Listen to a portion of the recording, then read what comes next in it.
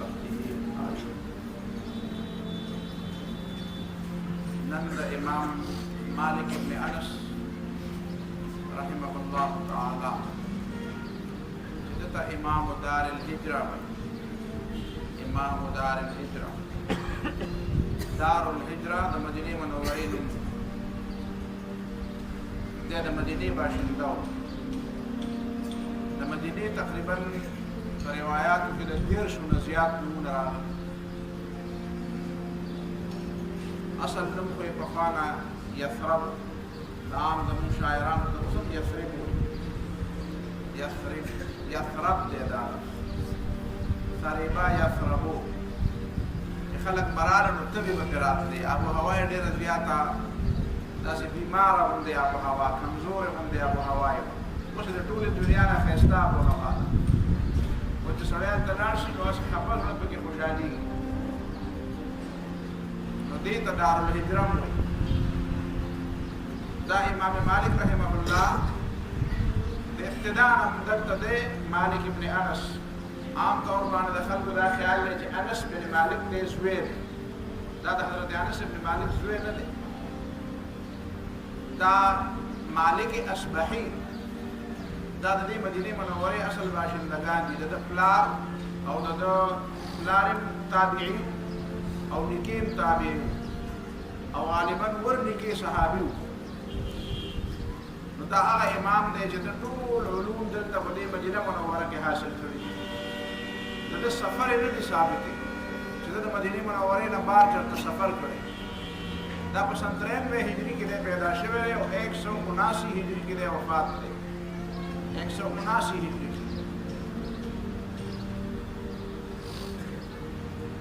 اولیاء صحابه او اولیاء علماء د علم اخذ کړي اولیاء استادان او دا اولیاء او استادان ټول چې دي دا د مدینه منوره باشندگان اولنې کتاب په احادیثو کې مدني کړي دي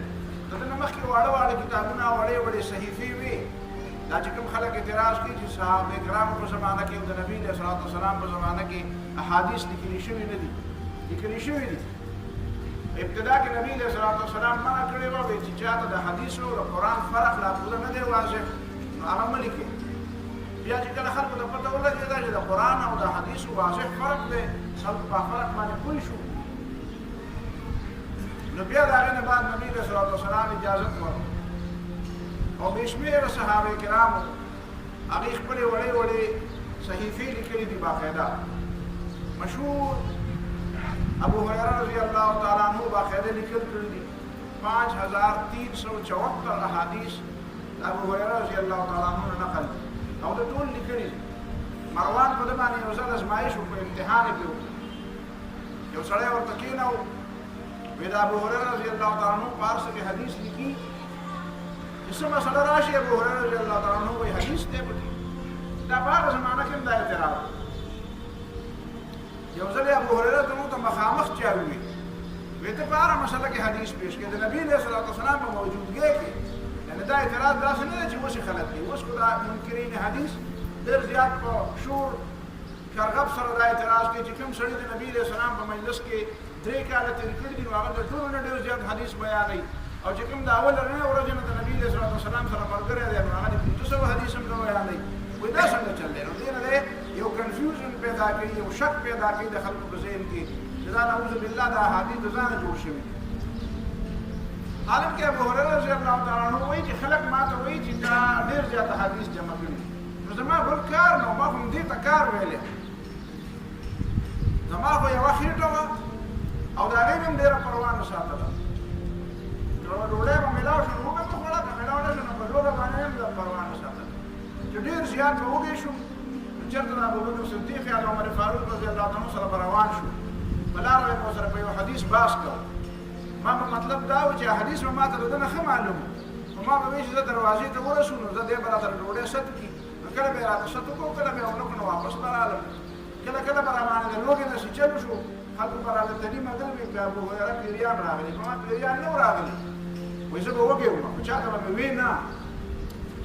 نو زما بل کار و نه ما صرف حدیث جمع کول یو ځل نبي صلی الله علیه وسلم وفرمایل داسې څوک شته چې زه ورته دعا وکړم او زما نه څه حدیث یاد کړي او بیا ترې هېر نه شي زه ورمخکې شم ما یې د خدای پیغمبر زه یم که نه وایي راته ویلي دا څادر خور کړه په څادر کې څه وویل او بیا یې چوپ کړو ما ته یې ویلې ځان سره یې رایوځای کړه هغه د خپلې سینې سره ولګوه څادر دا هغې ورځې نه تر اوسه پورې ما نه چېرته حدیث هېر شوی نه دی نو د نبي علیه السلام په زمانه کې هم پې چا اعتراض کوو یاره ته خو دا حدیثونه ډېر زیات بیانوي هغه ورته وایي نن د ماسخوتن په مانځه کې نبي علیه السلام کوم صورت وي هغه ابو هريره رضی الله ورته وایي نبي علیه السلام اوس په دې مانځه کې کوم صورت وي نه هغه ته پته نه وه وایي زما راته تپوس وکړه چې اوس یې پکې کوم وویل پرون یې پکې کوم ویلي وه بله ورځ پکې کوم ویلي وایي تا ته یاد دي نو هغه بیا وایي یاره دې به داسې یاداشت په زما نشته نو بیا وایي ما ته دا یاد دي تاسو خو امام پسې ودرېږه دا هم درته پته نه چې اوس یې کوم صورت وي کله کله خو دا هم چاته پته نه چې مونږ چا وکړو خو بس ودرېږي او کته بره شي وایي زه هر یو څیز ته په توجه ګورم زه یې بیا یادوم نو مروان په زمانه کې چې دی د مدینې منورې ګورنر و نو ده هم دا اعتراض په ذهن کې به و نو یو هلک ته غلی غوندې ویې لاشه دی ابو هريره ته مو ته وایه چې ما ته حدیث ووایه یو کال دې مکمل حدیث ووایه او ځان سره یې پټ لیکه ځان سره نو ده به ځان سره لیکل کتاب یې ځان سره جمع بیا یو کال پس دې باندې کال تېر شو بیا مروان په خپله راغی او ابو هريره رضی الله تعالی عنه ته ویې ما ته حدیث ووایه ته چې څنګه حدیث په کوم ترتیب باندې وی په دې ترتیب ما ته حدیث ووایه دی به ورته ناست او هغه کتاب یې بل یو هلک له ورکړی او هغه یې بوټ کې کښېنولی ورته یې وایي چې ته د ابو هريره ته نو چې حدیث وایي نو ته دې خپل لیکلو ته ګوره دې څنګه و یو کال ورته ابو هريره رضی الله عنه بیا هغه ټول حدیث وایي او بیا د اولنۍ وانه واړه تر داخله پورې په یو لفظ کې مروان وایي چې ما بیا هغه سړی راوغوښتم ما ورته وایي چې وایه راپورټ راکړه څنګه چلو وایي چې ابو هريره رضی الله تعالی عنه د دې لیکلو نه یو سریمو یو د یختم نه دی خوا شوی نه دی چې دا شی په اوس کال ویلي و دغه شی د یادو نه دا ویل دا حدیث داسې خلکو ونه دي نقل کړي چې خلک د یو نه یو ته خبره لاړه او د بل نه بل ته خبره لاړه او د بل نه بل ته خبره لاړه دې زمانه کې د خلکو دا رایه ده خلک په دې طریقه باندې ګمراه کول کوي و یاره حدیث څه دی خو یو سړي واورېده او د هغې نه بل نو بیا دا NGO والا چې کوم ټریننګ ورکوي خلکو لکه نه مختلفو طریقو سره دا چل کوي نو یو ته په غوږ کې یو خبره وکړي وایي ته به هغه بل ته په غوږ کې وکړي ته هغه بل ته په غوږ کې وکړم چې شلو کسان به راتاوي کړي نو خبره بدله شوي وایي نه وایي خبره چې یو ته وکړي او بیا هغه بل ته کوي او بل یې بل ته کوي چې تا له واپس راغلي خبره بدلوي نو مطلب یې دا دی چې نعوذ بالله نبي علیه السلام به یو څه ویلي او دا نورو خلکو چې څه جوړ کړه دا بل څه نو ظالمانو د پیغمبر علیه السلام حدیث خلک داسې ګڼل چې لکه یو سړی یو سړي ته خبره وکړي هغې ته خو خلکو ژوند ورکړو هغې باندې خو د نبي علیه السلام د دعا لپاره چې نبي علیه السلام دعا کړې وه چې نظر الله امرأ الله دې هغه سړی تر تازه کړي سمع منا شیئا چې موږ یې څه واورېده فوعاها فحفظها یاد یې کړو ثم اداها کما سمعها بیا بل ته ورسول چې څنګه یې ویلي نبی علیه السلام د دعا لپاره چې د نبی علیه السلام د هغې دعا مصداق شو د آخرت لپاره د علم د ترویج لپاره د الله د رضا لپاره دی له ژوند ورکړو خلکو ته دا د دې داسې مثال بیانوې چې یو سړي بل ته په غوږ کې خبره نو دا داسې معمولي غوندې خبره خلکو ګڼله یعنې دې ته دا دین څنګه چې په خپله د خلکو ته سنجیده مسله نه ښکاري د دې دا خیال دی چې هغه زمانه کې هم ټول خلکو د دې لپاره نعوذ بالله داسې سنجیده کوشش نه دی کړی د ټولو نه ډېر زیات ذهینان خلک د ټولو نه ډېر زیات پوه خلک د ټولو نه ډېر زیات قابل خلک په هغه زمانه کې هغه و چې هغې قرآن او حدیث ته ځان وقف کړو دین یې زده کړو او دین باندې خپل علم او خپله پوهه او خپل صلاحیتونه خپل طاقتونه خپل ژوند یې ته وقف کړو دا ابو هريره رضی الله تعالی عنه په دا حدیثونه ویل بهرحال مدینه منوره کې دا رواج دا طریقه وه عامو خلکو به دا زده کول دا علم دا زده کول دا عام رواج امام مالک ابن انس رضی الله تعالی رحمه الله تعالی دا امام دار الهجره دی د ټول علوم دلته زده کړي ابو هريره رضی الله تعالی عنه دا صحیفه حمام ابن منبه په لیکلو به خبره کوله چې دا لیکل له حضرت ابو هريره رضی الله تعالی عنه هغه صحیفه ده چې د په روایت باندې حمام ابن منبه نقل کړی دی نو هغه حمام ابن منبه هغه صحیفه دا په مسند احمد ابن حنبل کې نقل ده حضرت علی رضی الله تعالی عنه باقاعده لیکل کړي دي احادیث لیکلي دي حضرت عبدالله بن عمرو بن عاص رضی الله تعالی عنه دا اول نه لیکل کړي دي داسې د صحابه کرامو کې حضرت ام سلمه رضی الله تعالی عنها دیو هم لیکل کول دیو هم بعضې احادیث لیکل صحابه کرامو کې د دې علاوه نور خلک داسې وو کشران صحابه نبی علیہ السلام په خپل باندې وینا کړې ده خطبه حجۃ الوداع کې نبی علیہ السلام خطبه ویلا نو د یمن نه سره راغلی ابو شاه دا ابو شاه هغه یا رسول الله دا خطبه خو ډیره زیاته او د خطبه ولې ډیره اهمه خبرې وي او موږ خدا شي یاد نه کړی خدا ما له ولي کې رسول الله صلی الله علیه وسلم حکم وکړي اكتبوا لابي شاه ابو شاه دا خطبه ولي کې خطبه ولي کې دا د نبی صلی الله علیه وسلم په زمانه کې د لیکل شروع مستقل کتاب چې هغه کې باقاعده حدیث او هغه کې باقاعده د فقه آرام راجمعي د علماء آرام ورپکې نو د دې کار بیا امام مالک رحمه الله او مالک ابن انس او د امام مالک دا چې کوم کتاب دی د نوم دی موطا د مالک ډېر خلکو ته دا پته نشته د موطا معنا څه ده موطا وطن ویل کېږي د سړی په خپې کې نه یو شی ښه چاپي کې ښه کلک کې ښه نه زه ته ورسوي بالکل د دې معنا دا ده چې په یو شي باندې موافقت راشي لکه یوه لار ده او په هغه لاره باندې هر سړی ځي او په هغه لارې کچرې دي هغه لارې به ورو ښکته کېدې چې کومه لاره باندې به خلک ډېر ځه نو هغه بیا ښکته کېده ورو ځکه چې ډېر زیات خلک ورته نه نو دوړې به دې ته راتلې او چاپي کېده به بالکل هغه ښکته کېده هغه نور ځای به داسې اوچت و هغه لاره به چاپي شوې وه نو ښکته شوې نو دې ته به یې موطأ ویله معبده به یې ورته ویله مذلله به یې ورته ویله دې موطأ ځکه وایي چې امام مالک رحمه الله دا کتاب ولیکو نو بیا یې اولیاو واړه استادانو له یوړو ورته وایي چې تاسو راته په دې باندې اتفاق کوئ چې دا کتاب ټیک دی چې کوم استاد له به وړو نو هغه ورته وایي دا ټیک دی چې کوم استاد له به وړو نو هغه ورته وایي دا ټیک دی ټولې به ورته دسخط یې وکړې نو د دې وجې نه د دې کتاب نوم موطأ شو موطأ د امام مالک یعنی هغه کتاب چې د امام مالک تمام استادانو په هغې باندې د هغې په صحت باندې اتفاق کړی دا رښتنۍ مسله ده بیا په دې کې بیا اختلاف دی چې آیا د کتاب الله نه بعد د قرآن مجید نه بعد د ټولو نه بهترین کتاب او صحیح کتاب کوم یو د امام شافعي رحمه الله دا رایه ده امام شافعي رحمه الله 9 کاله د امام مالک شاګرد پاتې شوی څو پورې چې امام مالک ژوندی و نو امام شافعي رحمه الله د امام مالک نه دی جدا شوی بیا د هغې نه بعد امام شافعي رحمه الله د امام مالک د وفات نه بعد دی بیا تللی دی مصر ته او مصر کې بیا نور علوم حاصل کړي د مصر نه چې واپس راغی نو کله د مصر د تلو نه مخکې به په یوه مسله کې یوه رایه وه د مصر د تلو نه پس به په مسله کې بله رایه نو د هغې وجه دا وه چې هلته بیا نور علوم زده کړو د نورو استادانو سره ملاو شو خو به هر حال د امام شافعي او د امام مالک چې کوم تعلق و 9 کاله پورې دی د هغه شاګرد پاتې شو او ده په ډېر زیات خرچم کوله د امام مالک رحمه الله امام مالک به ډېر زیات خرچم کو یو ځل امام شافعي رحمه الله د خواله راغی نو ده ورته اراده ده مونږ سره دننه ځو کور ته دې دننه بوتم کور ته یې دننه بوتو چې کور ته یې دننه بوتو نو امام مالک به د خپلو بچو په مخکې د امام شافعي ډېر زیات صفت هم کړو ډېر زیات تعریف به هم کړو د خپلو بچو ته یې وویل چې امام شافعي چې زه تاسو ته ډېر تعریف کوم زما داسې قابل شاګرد دی وایي هغه شاګرد مې نن راغلی دی او زما مېلمه دی نو سبا ورځې بیا شپه تېره شوه نو د امام مالک رحمه الله لور وه ماشومه به وه هغې بیا د امام مالک نه تپوس وکړو چې ستا دا شاګرد خو زما خوښ نه شو وایي چې ولې وایي تا یې دومره صفت کوو یا خو ټوله شپه وده وو او وایي ډوډۍ هم ډېره وخوړه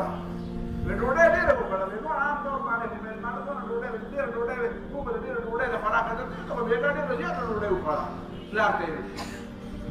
او وایي دی خو بېګا د شپې او وایي سهار یې مونځ هم بیا اودسه وکړو وایي اوده پروت و وایي سهار سیده راپاڅېد او مونځ وکړو امام مالک ورته وایي چې بچیا د دې ټولو خبرو به زه تپوس کوم امام شافعي ده چې دا څه قصه ده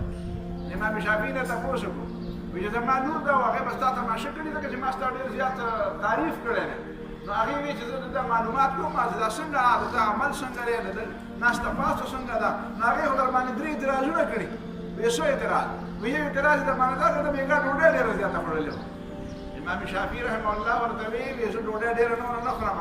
خو وایي بېګا مې ډېره ځکه وخوړه چې زما ستا په ډوډۍ دا اعتماد دی چې دا بلکل حقه حلاله ده په دې کې یو ذره څه شک نشته نو ما وایي چې راشه په دې حلاله ډوډۍ خو یو ځل ځان سم موړ کړه نو وایي بېګا مې په دین یې وخوړه چې ما وایي چې د نورو خلکو کره ډوډۍ خورو نو پته نه لګي دا ډېره ډوډۍ څنګه حلي او دا به زما د استاد د کور ډوډۍ ده په دې کې هغه سره شک نشته نو ما بېګا ډوډۍ ځکه ډېره وخوړه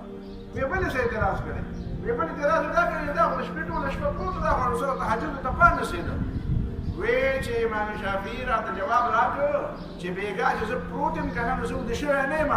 ما مسلسل په مسلو باندې غور کوم او د ساره پورې ما ته بېشمېره مسلې حل کړې د فقه بېشمېره مسلو باندې مې سوچ وکړو وی بله څه خبره وه وی بله خبره یې راته دا وکړه دی خو بیا اودسه مانځه ته راپاڅېدم هغه وی ماسخوتن زه ویده شوی نه یم ما ټوله شپه په مسلو سوچ کړو زما اودس بېګانې جوړ و په هغه بېګانې اودس باندې مې سار مونځ وکړو وی نوره څه خبره شته وی نه امام مالک بیا خپلې ماشومې ته وویل چې بچیا امام شافعي خو داسې وایي وی ښه بابا پته ولګېده چې تا یې صفت کړی دی نو واقعي د صفت قابل سړی و نو دا امام شافعي یو ځلې پورته بوتو چې وکتو نو هلته چې ګوري نو هلته صندوقونه دي ډک دي د جامو نه ډک دي او د بېشمېره څیزونه دي د خدای بلا ده مالونه دي دولتونه دي دې خوا آسونه ولاړ دي دې خوا خره او قجر ولاړ دي امام مالک رحمه الله ته امام شافعي وایي چې یاره شیخ تاسو خو موږ ته د دنیا د پرېښودو سبق راکوئ او موږ ته وایي د دنیا ښه شی نه دی او دا کور خو تاسو هم د خزانو نه ډک کړی دا دنیا څه پکې دي کپړو صندوقونه ډک دي او دا خره ولاړ دي او آسونه ولاړ دي او کچرې ولاړ دي او دا څه کیسه ده پیسې دي او بیزارونه دي امام مالک رحمه الله ورته ویې دا چا تحفې رالېږلي دي او دا زما دپاره نه دي دا ستا غوندې خلکو دپاره دي دا ټول واله ته سبا کلي ته روان یې که نه وی وی دا روانه دا آسونه نو سبا چې امام شافعي رحمت الله علیه کلي ته روان شو نو دا ټولو آسونو باندې ولاړه ټول بارونه بار هغه جامې او هغه یو شی او بیزارونه او څه شی او څه شی چې د چا امام شافعي رحمه الله چې کلي ته روان شو دا کیسه به مې چېرته د امام شافعي په هغه سیرت کې کړی یم نو اوس راغلم امام شافعي رحمه الله چې کلي ته راغی دی د مکې باشنده و نو هلته د مور ژوندی وه خلکو ته اعلان وکړو امام شافعي علم حاصل کړی دی او د علم د طلب نه بعد لکه څنګه چې وایي سند یې واخېسته او کور ته راغی نو دا ګلونه بلونه ورته خلک اچوي امام شافعي رحمه الله علم پوره کړو کور ته راغی استقبال دی خلک وروته خلک یې وروته استقبال له نو دا مور یې وروته چې مور یې ورته کتل نو دا څنګه ته خو ما لېږلی وې علم ده تا خو ما د دولت راوړه خفه شوه داسې نو دی ورته وایي چې مورې ته ولې خفه شوې وایي زه خفه په دې یم چې ما وایي چې ته راشې نو تا سره به د علم څه خزانې وي ورسره وي نو تا سره خو دا د دنیا خزانې وي وایي ښه مورې ته په دې خفه وې یا وایي څه چل مې وکړو وایي څه چل مې وکړو دا لږ خلک دي دې خلکو ته دی خدای وبخښه د چا سره اس نه وي نو اس دې والی د چا سره خر نه وي نو خر والی د چا سره کچر نه وي نو کچر والی د چا سره صندوق نه وي نو دا والی د چا سره جامې نه وي نو دا والی نو بس هغه خلک لا په هغه ځای باندې ووړ ټول مال تعالی شو تقسیم یې کړو وایي مورې بس دی بیا وایي نه نه په دې جیب کې به دې صحیح نو په دې کې د امام شافعي رحمه الله نه کوړه پرېوته اس هغه کوړه نه وه دا ترې پرېوته چې پرېوته ترې یو ماشومه ولګېده ماشومه هغې به راواغسته ورې کړه نو ده له د جیب نه پیسې راواغستې ولې ورکړې نو مور ورته داسې کتل وایي نه وایي ما ته داسې ښکاري چې جیب کې ټولې پیسې دې نه دي راغستې جیب ته چې دې لاس کړه که نه عالم دې ته وایي چې جیب ته دې لاس کړو چې څونه پکې وي دا ټولې به غاړې تا خو دې نه دې پرېښودې هغه چې بیا لاس نو واقعي وي څه پکې پاتې شوي دا رانه غلطي شوې ده څه پکې پاتې شوي هغې راواغستې دې ته وایي مورې خالي پاتې شوي دا په دې وجود کې چې مې کومه جامې دي بس دا شاګردان د امام دی وایي د امام شافعي دی وایي چې اصح الکتب بعد کتاب الله موطأ د الله د کتاب د قرآن نه بعد د ټولو نه بهترین او صحیح کتاب هغه د امام مالک دا موطأ د نورو خلکو دا رایه ده د امام شافعي نه علاوه د نورو خلکو بیا دا رایه ده چې نه اصح الکتب بعد کتاب الله صحیح البخاري بخاري دا امام بخاري صحیح بخاري دی دا د قرآن نه بعد د ټولو نه ډېر زیات صحیح کتاب خو د امام شافعي رحمه الله رایه دا ده چې نه دا موطأ چې کوم دی د امام مالک دا د ټولو نه ډېر زیات صحیح او بنیادي کتاب دا خو د هر چا د رایې اختلاف وي په دې موطأ د امام مالک کې یو سند سند په دې ټولو احادیثو کې سند تاسو پېژنئ که نه سند رجال الحدیث ته وایي په دې حدیث کې دوه قسمه بحثونه دي یو ته درایة الحدیث وایي یو ته روایت الحدیث درایة الحدیث معنا دا ده چې د دې حدیث دا متن څنګه دی لکه فرض که متن دا دی چې انما الاعمال بالنیات د عملونو دارومدار د خدای په نسبت باندې په نیت باندې چا نیت ټیکي نو د ښه عمل ثواب به ورته ملاوېږي چا نیت ټیک نه وي د ښه عمل ثواب به نه ملاوېږي دې ته متن وایي نو دې متن باندې ځان پوهول دې ته علم درایت چې په دې ځان پوه کړي د دې متن د حدیث مطلب څه دی. یو علم روایت دی. علم روایت دا معنا لري دا حدیث چا نقل کړی دی. دې ته سند وایي. دا چین نه دی چین. لکه تا ته ما خبره یو چین وي چې موږ ابو یوسف یا امام محمد د امام ابو حنیفه نه نقل کړی. امام ابو حنیفه د چا نه نقل کړی دی؟ د حماد نه نقل کړی. حماد د چا نه نقل کړی؟ حماد د ابراهیم نه نقل کړی. ابراهیم د چا نه حدیث نقل کړی دی؟ ابراهیم د علقمه نه نقل کړی. علقمه د چا نه نقل کړی دی؟ علقمه د عبدالله بن مسعود نه نقل. دې ته چین وایي. نو په دې چینونو کې یو چین دی چې هغې ته سلسلة الذهب وایي. وایي ته به وایې دا د سوني زنځیر دی، د سرو زرو زنځیر دی، سلسلة الذهب. دا سلسلة الذهب دی مالک عن نافع عن ابن عمر. دا درې راویان چې په کوم حدیث کې چې یو حدیث راغی او په هغې کې دا راغله چې امام مالک نقل کوي. امام مالک د چا نه نقل کوي؟ د نافع نه. نافع د چا نه نقل کوي؟ د عبدالله بن عمر نه. نو دې ته وایي سلسلة الذهب. دا امام مالک پر موطا کې دا سلسلة الذهب دی. لیکن اکثر امام مالک رحمه الله د نافع نه نقل کوي او نافع د ابن عمر نه نقل کوي. او دا د ټولو محدثینو په نسبت باندې د ټولو نه ډېر زیات هغه د سند هغه عالي سند چې ورته وایي عالي سند د ټولو نه ډېر زیات اوچت سند چې په هغې باندې اعتراض نه کېږي. دا د امام مالک رحمه الله په دې موطا کې د دې موطا نور روایتونه هم ډېر دي لکه موطا د امام محمد. امام محمد هم موطا نقل کړی دی. هغه هم د امام مالک رحمه الله شاګرد دی. هغه هم د ده نه دا موطا نقل کړی دی. خو هغه پکې د امام محمد پکې د امام مالک نه علاوه د نورو خلکو روایتونه هم نقل کړي دي. د دې وجې تاسو چې موطا د امام مالک او موطا د امام محمد یو بل ته جدا جدا ونیسئ دا یې کې بیا پته لګي چې دا جدا جدا دي. پته لګي چې دې کې بعض روایتونه داسې دي چې هغه د موطا د امام مالک کې نشته ځکه چې هغه امام محمد د نورو استادانو نه نقل کړي. دا امام مالک رحمه الله چې دی یو طرف ته خو د ده علم ډېر زیات علم دی. کومه خبره چې تاسو ته ما پرون د عبدالله بن مبارک په باره کې کړې وه چې امام عبدالله بن مبارک د امام ابو حنیفه په باره کې ویلي دي چې که د دې ونې په باره کې او د دې ستنې په باره کې درته ووایي چې دا د سرو زرو ده نو لقامت بحجته. دغه خبره د امام مالک نه هم نقل ده. امام مالک رحمه الله نه چا تپوس کړی دی دا ابو حنیفه پېژني؟ یا ابو حنیفه ما لیدلی دی چې څنګه سړی دی؟ وایي دا سړی دی چې لو کان مکه فی هذه الساریة لقامت بحجته ذهبا. گویا که دا امام مالک رحمه الله د طرف نه د امام ابو حنیفه رحمه الله ډېر لوی عظمت دی چې دی د هغه. بیا د هغې نه بعد د فقه په معاملاتو کې د امام مالک او د امام ابو حنیفه رحمه الله آرا تقریبا نږدې دي. ډېر لږ فرق دی. ډېر لږ فرق دی د دواړو په منځ کې. امام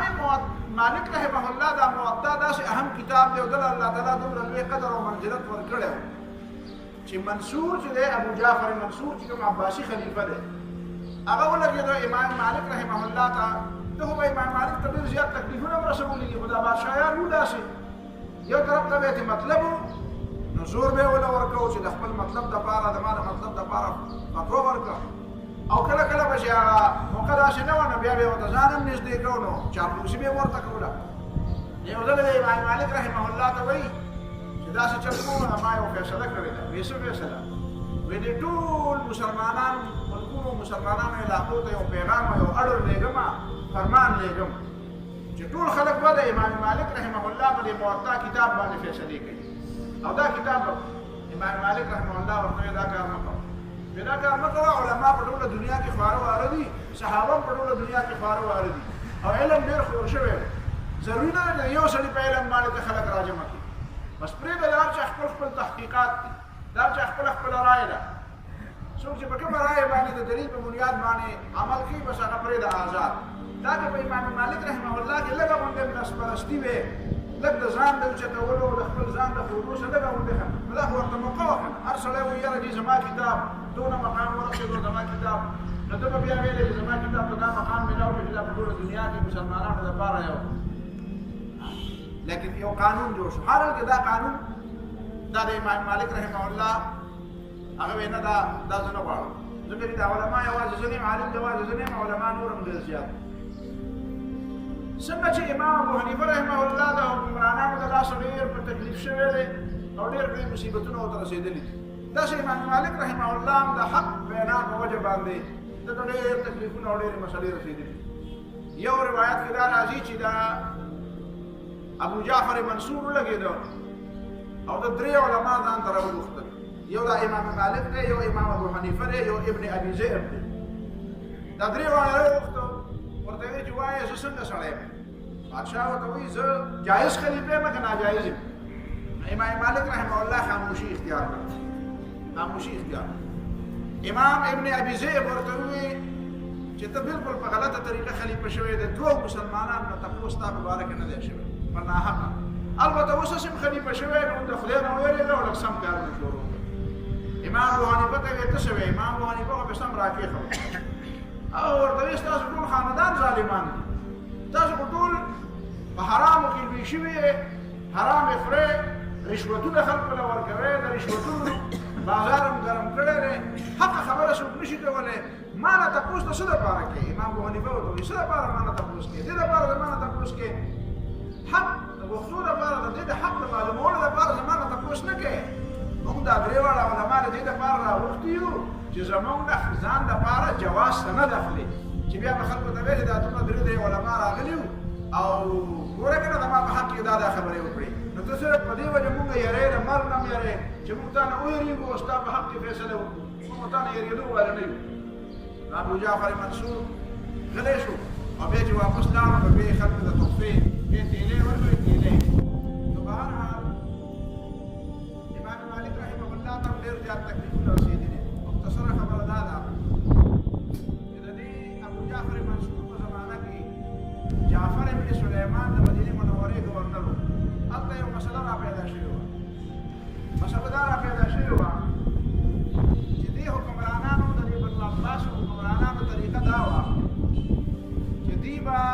د خلکو نه بیعت اخیسته. په دې مسله لږ ځان پوه کړي، خیر دی دا رسوم انتخابات دي دا موسم کې نه دی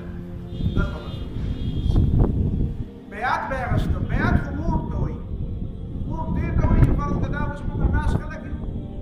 او زه به د دې منبر نه کوشم او دلته ښکته کښېنم او تاسو ته ووایو چې هلکه په دې ټول جومات کې دا څومره کسان ناست یې، هلکه ځان له یو مشر مقرر و، دې محلې دپاره هلکه ټول د دې محلې باشندګان یو، راځئ دې محلې دپاره یو مشر مقرر و. نو که زه فرض که دلته د منبر کښېنم او تا ته وایم چې مشر مقرر و، نو خلک به وایي چې ګوره که نه دا مطلب خو دا ده چې که نه ما ته پکې لږه اشاره وکړې. نو پکار دا ده چې زه هم ستا سره دلته ښکته په دې ځمکه کښېنم او بیا وایم چې هلکه او بل دا هر سړي خپله خوښه ده چې کوم سړی مشر مقرر کړي نو چې خلک پاسي خپله رایې به هر یو سړی ازاده رایې به ووایي چې هلکه عبدالله پکار دی، عبدالرحمن پکار دی، زید پکار دی، احمد پکار دی. او چې زه دلته کښېنم او ورته وایم چې ګوره زه د اوسه پورې مشر یم او زما پلار هم مشر و، زما نیکه هم مشر و او دا مشري صرف ما ته راځي او وایه زه مشر یم که نه یم او یو سړی پکې وایي چې او که نه یاره نو بس ته یې او زه یم چې ګوره نو د مشر شوم که نه، دې ته مشري نه ویلی کېږي بشریت کې. دوی به داسې چل کوو چې یو به په تخت ناست و او د بل لپاره به بیا وایي چې هلکه زه خو مشر یمه ما ته خو د پلار نه پام ده خو زما د زوی دپاره ووټ ورکړې شابې. دا چې یو سړی ولاړ دی ووټ ورکړي خو کم از کم دوه سړي ولاړ دي نو چایس پکې سړي ته وایي چې هلکه دی که دی، چې یو سړی ولاړ دی او تا ته اختیار دي یا او وایه او یا نه وایه نو دې ته خو ووټ نه ویلی کېږي. بیا به دوی دا طریقه کوله چې بیا به یې وایي چې هلکه ما زما زوی له ما ته به ووټ راکړي او زه به بادشاه شم او که د دې خبرو نه ته بیا واپس شو نو په تا دې ښځه طلاق یې طلاق به یې واچولو. نو خلک به راغلل نو به دلته به تورې ورسره ولاړې وي او موجیان به ولاړ وو، ورته ویې چې هلکه زما زوی له ووټ ورکوې که نه ورکوې؟ نو هلته که نه ورکوې نو به داسې سر دله وایي ویره چې ورکوم او ویې راشه دلته ولیکه شابه پاسه ووایه هغه پاسه یاره چې هلته ما ووټ ستا دپاره دی او که د دې خپل ووټ نه واپس شو نو بیا وایه چې خلک دې باندې طلاق وي بدبله دې راباندې طلاق نو بیا به خلک واپس کېدل به یې غوښتل چې واپس شم ځکه چې په زور راته ووټ واپس کړه والته راباندې ښځه طلاقېږي اوس چې چل وکړو. نو امام مالک رحمه الله په دې خبره څنګه چې ما تا ته پرون د امام ابو حنیفه په باره کې خبره وکړه، دا هغه علما دي چې دوی د ډېر لرې پورې د دې نظر لګېدو. نو امام مالک رحمه الله په دې باندې پوه شو چې ښه لکه دا خو د جبري بیعت لپاره اسانه طریقه ده. امام مالک وایي د دې طریقه دا ده چې طلاق المکره لیس بشیء، چې څوک په ځان باندې په زور طلاق واچي دا طلاق راډو کېږي نه. وایي ورته وایه چې ووټ مې درله درکړو او چې بیا دې بار ته وځې نو ښځه د باندې طلاقېږي نه، ورته وایه چې ووټ راته درکوم مخامخ یې راوځې خلاف. هلته چې بادشاه ته پته ولګېده چې ښه وایي چې د دې خو دا مطلب ته خو زما خلاف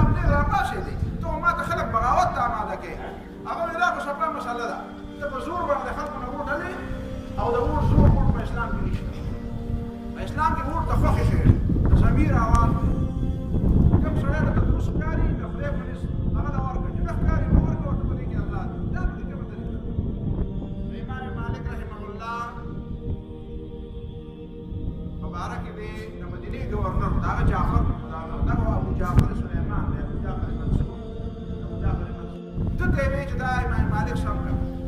او د باندې اقرار وکړ چې خپل خبره واپس وایي هغه امام مالک راوغوښته دربار ته او دومره دا لاسونه یې ولو تړل تاسو شاته لاسونه یې ول شاته تړل نو سړو ته به یې زور کړي هغه خپل باندې به ول لاسونه تړلي چې زور یې کړو دا لاسونه یې ول دې ولې نه ویسته شاته دا ولې نه ویسته شاته او په دغه طریقه یې ول شاته تړلي او بار به ووته او یا کوړې به روزانه لګاو او بیا به په اوښ باندې سور کړو او ته یې شابه وایي هغې خلکو ته چې طلاق واقع کېږي که نه واقع کېږي هغه به پاس د خلکو ته وایي من عرفني فقد عرفني وی خلکو ما پېژنې که څوک مې پېژني خو هغه مې پېژني ومن لم يعرفني او که څوک مې نه پېژني نو خلکو خبر شي انا مالک بن انس زه هغه د مدینې منورې امام مالک بن انس یم او اقول طلاق المکره ليس بشيء او دا وایم چې په زور باندې طلاق نه واقع کېږي په زور طلاق نه واقع کېږي اوس راځه څه کوي خلک بیا راغله ورته وی چې دا امام مالک لري مړ به که نه نو تباه برباد به شي دا حکومت نو ختمېدو واله دی بیا بنو امیه اوس ختم شو ستاسو نمبر پسې روان دی بیا به یې پرېښودو بیا امام مالک رحمه الله به ډېر زیات دی جومات ته نه راوته ډېر زیات به نه راوته چا دې تپوس وکړو ورته یې ویې ته خو دې مسجد نبوي ته ډېر نه راځي اوس ځینې روایاتو کې دا راځي ډېره موده نه راغلی جومات ته هغه ورته ویې تاسو امیان خلک یې په سوال خو پوهېږئ خو چې کوم جواب دی زه در کوم ضروري دی په دې تاسو پوه شئ ملګري کښېنئ دما یو سړي بیا ډېر زیات اصرار پرې وکړو وایي نه امام مالک صاحب دومره عظیم انسان یې دومره لوی سړی او دا مسجد نبوي دی ته جومات ته نه راځي نو دې وجه څه ده نو هغه وایي دا هر سوال زما نه په مخه خلک کوي خو زه پوهېږم چې زما د خبرې په جواب نه پوهېږي نو وایي ما ته ووایه زه به په جواب پوه شم وایي په دې جومات کې ډېر زیات ګناهونه او ډېر بدعتونه کېږي وایي دلته دا بادشاهیان راځي او ډېر بدعتونه کوي ډېر غلط کارونه کوي نو که زه د هر یو کار په باره کې راپاڅمه نو بوډا شوی یم لاسونه مې د ولو لګوتي دي او چې کومې کوړې مې خوړلې دي نو په هغه زمانه کې به خلکو ویوي چې دا خو امام مالک و چې دې کوړو ته ټینګ شوی و وایي که دا په اتي باندې دا کوړې لګېدلې وې هم به یې چغې والې وې که د اتي په سر دا کوړې د اتي په ملا دا کوړې لګېدلې وې که نه هم به یې چغې والې وې نو هغه وایي چې ما څومره کوړې خوړلی شوې خو مه وخوړې د دې نه علاوه بل د اتیاوو کالو نه اوښتی بوډا یم 3 اتیا کاله خواوشا یا 4 اتیا کاله عمر یم وایي په دې عمر کې زه د 2 کوړو ته هم د ټینګې نه یم نو که د خولې نه مې بل څه برباده خبره وځي نو بیا به دنیا راپسې راځي وایي به چې دا ګوره که نه هغه امام مالک چې دی هغه خبره هغه بدله کړه او نور څوک خلک راپاسي نه خلک یېرېږي د دې بادشاهیانو د کوړو نه او د جیلونو نه او د دې والو ډبولو نه او زه چې ناروا وینم چې په پیغمبر علیه السلام په جومات کې ناروا کېږي زه ټینګېدی نه شم نو د دې ښه طریقه دا ده چې بیا دلته نه راځم ښه ده خو په راروانه زمانه کې دا نه وایي که نه چې هلکه دا کار جایز دی ولې ځکه چې امام مالک رحمه الله په مخکې دا کار کېده او هغه غږ نه و کړی د دې معنا دا دا کار ټیک دی دې وجې نه امام مالک وایي چې زه د ځان لپاره دا خبره ډېره زیاته ضروري ګڼم چې هغه سره دې جومات ته ځم نه چې په هغې کې بدعتونه کېږي خبره دا ده چې تا په دې باندې پوه شوې چې کله حکمرانان خراب شي نو جوماتونه هم د خرابېدو نه بچ کېږي چې کله حکمرانان خراب شي نو جوماتونه هم د خرابېدو نه بچ کېږي ځکه چې هغه بیا راځي په هر ځای کې هغه بیا وخت ناوخت را یاره دا ټیم به مخکې کړي او دا ټیم به وروستو کړي دا ټیم به مخکې کړي او دا ټیم به وروستو کړي حدیث کې هم دا راغلی دی داسې وخت به راشي حکمرانان به جوماتونو ته راځي لمونځونه به ناوخته کوي یاره دې زه فارغ نه وم خلکو ته به وایي نه هغه پورې به جمع نه کوي چې زه نه یم راغلی خلک به ناست نور به زیړی شي او خلیفه صاحب او امیر صاحب او باچا صاحب نه راځي منځله نو موږ به څه وکړو نو نبي علیه الصلاة والسلام ته فرمایي بس تاسو ورپسې لمونځ کوئ او چې په دې پوه شئ چې هغې ناوخته کوي نو تاسو ځان لمونځ کوئ نو بیا چې ځان لمونځ کوو د هغه سره نه ودرېږو خو بیا مو نه پرېږدي که نه بیا مو په کوړو ووایي بخیر دی بیا ورسره ودرېږئ دا تاسو دپاره نفل شو د دې مطلب دا دی چې حکمرانان ظالمان شي او بېدینه شي نو بیا لمونځونه جوماتونه بیا د دین مرکزونه هغه بیا ټیک نه پاتې کېږي که ته د دین مرکزونه ساتل غواړې او جوماتونه پاکول غواړې نو ګوره د حکمرانانو اصلاح به کوې اصلاح دا اصلاح ډېره زیاته اهمه ده آخري خبره په دې سلسله کې دا ده چې خلک دا سوال کوي چې دا علما او دا فقها دا امام ابو حنیفه دا دین خو د پیغمبر علیه السلام ناسب مونږ ته رامنتقل شوی دی که دې علما او فقها پکې څه وکړو دې پکې دا رایې ولې نه کوي دې پکې خپلې خبرې ولې کوي دې مونږ ته د قرآن او د حدیث خبره ولې نه کوي دا ځای په ځای دا شوشي خلک وایي یاره دې دین خو پیغمبر علیه السلام مونږ ته پوره مکمل پوره نقل کړی دی چې مونږ ته پوره نقل کړی دی نو بیا پکې دا نه دا تاسو پکې دا فقه پکې څه ته وایي چې دا پکې فقه ده خبره دا ده بله ورځ تاسو ته معلومي رسول الله صلی الله علیه وسلم د هرې جزي مسلې په باره کې وضاحت نه دی کړی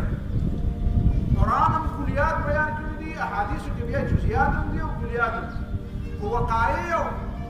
مسلې خو ډېرې زیاتې دي. زموږ په دې مدرسو کې به یو طالب علم یو ملګری و، نو هغه به په ساده انداز کې خبره کوله. وایي په ارام امام پسې لمونځ کېږي که نه کېږي؟ چې کوم ملګري به و که نه، وایي چې هرې مسلې نه حدیث، هرې مسله کې حدیث شته. نو هغه به دې تپوس وایي دا راته ووایي چې په حدیث کې څه راغلي، په ارام امام پسې لمونځ کېږي که نه کېږي؟ هغه ورته ارام امام څه ته وایي؟ وایي ارام امام دا دی، پخوا به دا اغواګار وي که نه، باجوړ ته او هرات ته او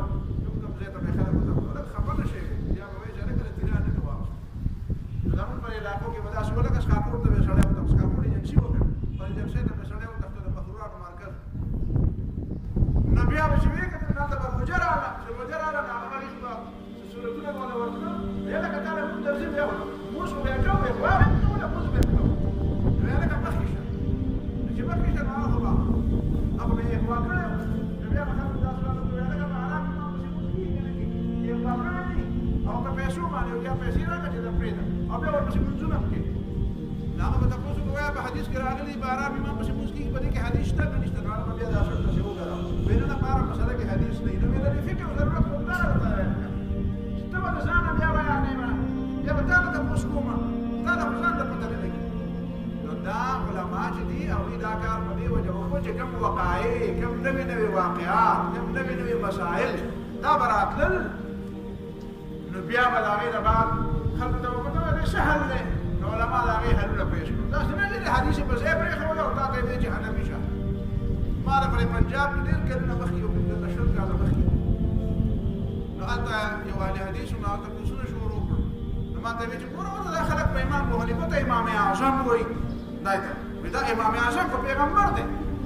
نو ما ورته ویل چې بیخ دې ونه وځه، ته چا غلط پوه کړی. د امام ابو حنیفه ته چې مونږ امام اعظم وایو نو داسې نه وایو چې پیغمبر امام اعظم نه دی، امام ابو حنیفه امام اعظم دی. موږ ته په دې وجه وایو چې امام شافعي لوی نه دی، امام ابو حنیفه لوی دی، او امام شافعي په خپله وایي زه لوی دی، امام ابو حنیفه لوی دی. نو دی ورته د خپل په باره کې ویلې، دې په باره کې تا ته چې خلک بابا وایي، نو د پیغمبر په مقابله کې درته بابا وایي، یا لکه د نوسید ابن نیکه ته بابا وایي، یا درته د ما بابا یې. نو څه وایي چې پیغمبر مې بابا نه دی او ته مې بابا یې؟ د پیغمبر خبره پکې نشته سړی، خو وایي دا بل مې بابا نه دی ته مې یې. نو زه هم وایم هغه نه چې دلته دا د پیغمبر سره دا مقابله پکې تا ولې را پیدا کړه چې پیغمبر خیر اعظم دی، پیغمبر امام اعظم دی؟ نو دا چا ویلي چې پیغمبر امام اعظم نه دی؟ نو ما د خلکو نه تپوس وکړ، هلته یو هلک و بلکل داسې کشر هلک و لکه دې ماشومانو ته نو هغه ته مې ویل چې دلته او بلکل بې تعلیمه، ما دلته راشه، ما ته چې ستا ایمان په پیغمبر علیه السلام دی که په امام ابو حنیفه دی؟ امام پیغمبر علیه السلام ایمان دی. وایي چې امام ابو حنیفه وایي چې دا شی ټیک دی او پیغمبر علیه السلام وایي ټیک نه دی، ته به د چا حنیفه زه به د پیغمبر منم. نو ما ورته راشه ورته وګورم، وایي دا حنفیان داسې کوي، نو دا حنفي دی. امام ابو حنیفه هم پېژني او وایي چې پیغمبر یو څه وایي، امام ابو حنیفه بل څه وایي، نو پیغمبر اخلم امام ابو حنیفه پرېږدم. دا تا ته چا ویلي دي چې موږ به وایي چې موږ ته یې ویلي دي چې امام ابو حنیفه به هلې او پیغمبر به پرېږدي؟ دا ته چا ویلي؟ دا ورته دروغ وایي، دا ورته دروغ. امام ابو حنیفه پسې هم دروغ وایي، په احنافو پسې هم دروغ وایي، او په یو سړي پسې سړی دروغ وایي نو دا پرېږده. ته خو په کروڑونو خلکو پسې احناف څومره دي، په کروڑونو خلکو پسې دروغ وایي. چې خدای ته د قیامت په ورځ تپوس وکړي چې تا په کروڑونو خلکو پسې دروغ ویلي دي، ټولو خلکو نه به څنګه معافي غواړې؟ دلته د خدای نه خو ویرېږي. امام مالک رحمه الله په باره کې د امام ترمذي دا محدثین چې دي که نه، محدثین په دې باندې پوهېدل چې حدیثونه موږ نقل کوو خو په معنا یې فقها پوهېږي. وایي حدیثونه موږ ډېر راجمع کوو، حدیثونه موږ ته ډېر یاد دي، مطلب یې د موږ نه مه تپوسه، مطلب یې د فقیه نه تپوسه. تاسو ته پته ده فقاهت څه ته وایي؟ پخوا په زمانه کې دا علمي مسله ده. پخوا په زمانه کې چې به چا د چا په باره کې ووایي چې دا فلانکی سړی عالم دی، حدیث به ته ډېر معلوم دی، آیتونه به ته ډېر معلوم دي، فقیه نه دی، نو دا به داسې و لکه د مور خور ګنډل چې چا په دې به خلکو جګړې کولې. امام ابن جریر طبري ډېر لوی عالم دی، په 310 هجري کې وفات دی، بهترین تفسیر یې لیکلی دی. د هغه نه چا تپوس وکړو چې امام مالک رحمه الله محدث غټ و که فقیه لوی و؟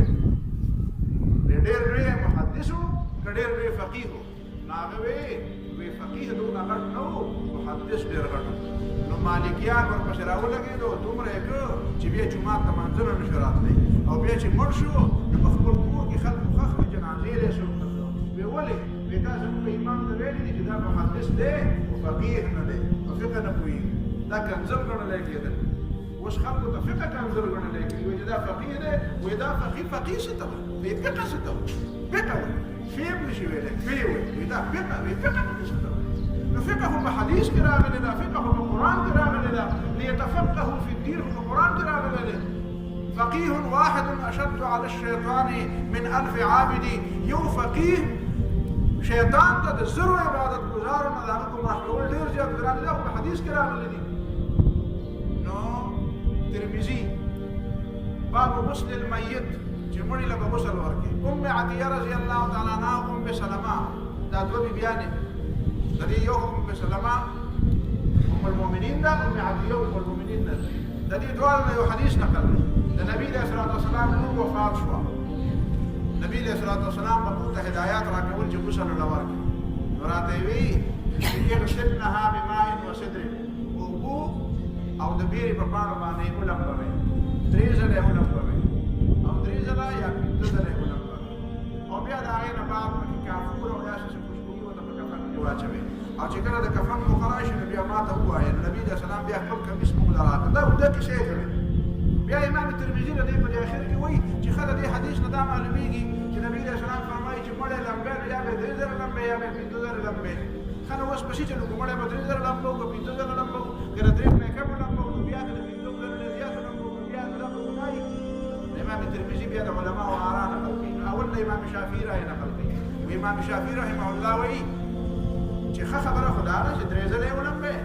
او چې ډېر لاندې لمبې نه پنځه ځله یې ولمبوه خو دې کې دا تحدید ضروري نه دی مطلب یې صفایي کول دي امام مالک رحمه الله قول نقل کړی چې امام مالک وایي دا درې او پنځه پکې ضروري نه دي مطلب صفایي کول دي که ستا یقین راغی چې د دریو ځلو باندې صفایي وشوه نو ټیک ده مثلا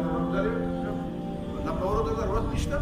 که ستا په پنځو ځلو یقین رانغی نو دا پنځه پکې ضروري نه دي خو مطلب د دې مړي صفایي کول دي چې صفایي کول دي